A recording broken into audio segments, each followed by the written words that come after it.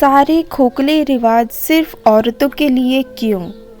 WhatsApp status में अपनी सबसे प्यारी सहेली शिवानी और उनकी बेटियों को हंसती मुस्कुराती तस्वीरें देख मेघा का चेहरा भी खिल उठा था। फ़ोन एक तरफ रख मेघा बालकनी में आ गई।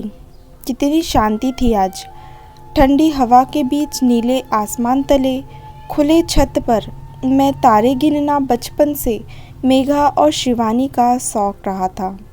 कहने को तो दोनों सहेलियां थी, लेकिन उनके बीच का प्यार सगी बहनों से कम न था। दोनों का घर आसपास ही था, बस कहने भर को एक दीवार थी दोनों घरों के बीच, लेकिन छत जुड़े थे। दोनों सहेलियां घंटों छत पर गप्पे लड़ाती। बचपन का साथ था दोनों का, एक साथ बड़ी हुई और एक साथ ही अपने अपने बाबुल के आंगन से विदा भी। शुरुआत के कुछ साल चिट्ठियों के द्वारा संपर्क में रह दोनों ही घर गृहस्थी में डूब गई। समय के साथ शिवानी 2 बेटियों की मां बन गई, तो मेघा भी अपने पति और बच्चों के साथ विदेश बस गई। सालों में कभी मायके में संयोग से मिलना होता तो दोनों खूब बातें करती, लेकिन इधर कई सालों से मेघा अपने मायके जा ही नहीं पाई थी। कभी सासू माँ की बीमारी तो कभी बच्चों के एग्ज़ाम ने मेघा को रोक रखा था। यहाँ तक कि शिवानी के पति के गुजर जाने की खबर सुनकर भी मेघा अपनी सहेली के दुख बांटने ना आ पाई थी। कई सालों बाद इस साल राखी पर भारत जाने का कार्यक्रम बना था। घर पहुँचते ही पता चला शिवानी भी आई हुई है। फिर क्या था, बस माँ 2 मिनट में आई कहकर निकल पड़ी मेघा अपनी सबसे प्यारी सहेली से मिलने। ये क्या हाल बना रखा है शिवानी तूने?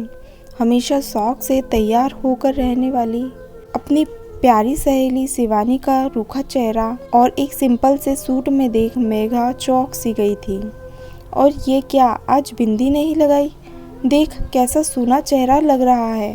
ये कैसा सवाल है मेघा? तेरे जीजाजी के जाने के बाद क्या ये सब करना मुझे शोभा देगा? और फिर दोनों बेटियां बड़ी हो रही है। अब क्या उम्र है मेरी हीरोइन बनकर घूमने की मेघा? लोग क्या कहेंगे? ये कैसी बात कर रही है शिवानी? क्या मैं नहीं जानती कि तुम्हें तैयार होकर रहने का कितना शौक था? पति के जाने का मतलब ये तो नहीं कि खुद का ख्याल रखना छोड़ दिया जाए। बच्चे बड़े हो चुके हैं, इसका मतलब ये तो नहीं कि अच्छे कपड़े पहनना छोड़ दिया जाए। क्या पत्नी के जाने के बाद पति ये सब आडंबर करते तो फिर अपना मन हार मार कर हर औरतों को ही क्यों करना पड़ता है? लेकिन मेघा, लोग क्या कहेंगे? आखिर रहना तो इसी समाज में है। कौन से लोग शिवानी, और कौन सा समाज जहाँ एक विधवा अगर दुखी रहे तो लोग खुश होंगे, लेकिन जरा सा मुस्कुरा दे तो लोग बातें सुनाएंगे। सफ़ेद साड़ी पहने तो लोग सहानुभूति दिखाएंगे, और रंगीन कपड़े पहने तो ताने सुनाएंगे। रोनी सूरत ले अपनी किस्मत पर अफसोस करे तो बढ़िया, और जरा सा मुस्कुरा दे तो चरित्र पर सवाल उठा देंगे। ऐसे लोगों की सुनने से पहले अपने दिल की सुनो। अपनी ज़िंदगी अपने शर्तों पर जियो, ना कि लोगों की शर्तों पर। तुम सही कह रही हो मेघा, कहीं ना कहीं तो मेरा दिल भी करता था, लेकिन लोग क्या कहेंगे कि पति के जाने के बाद भी यूँ बन संवर कर घूम रही है। बस ये सोच रह जाती थी।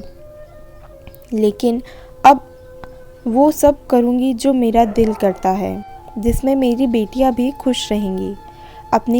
अपनी सहेली से विदा ले मेघा वापस आ गई। शिवानी की अपनी बेटियों के साथ हंसती मुस्कुराती तस्वीरें देख मेघा भी खिल उठी थी। समाज क्या कहेगा? पति नहीं है तो पत्नी रंगीन कपड़े पहनकर घूम रहे हैं। बड़ी होती बेटियों की माँ इतना सज धज कर नहीं घुमा करती। इस उम्र में लाल लिपस्टिक शोभा देती है क्या? अक्सर ऐसे जुमले हमें सुनने को मिल ही जाते हैं। आज एक सवाल आपसे भी पूछती हूँ, क्या ये उचित होता है? क्यों एक स्त्री अपनी इच्छा, अपनी पसंद के अनुसार ना चलकर समाज के बनाए उन नियमों के अनुसार चले, जहाँ उनकी इच्छा, उनकी पसंद को पति से जोड़ दिया जाता है? पत्नी के ना रहने पर जब पति पर कोई पाबंदी नहीं लगती तो पत्नी पर क्यों? क्यों हर बार एक स्त्री को ही मजबूर किया जाता है समाज के इन खोखले रिवाजों को मानने के लिए।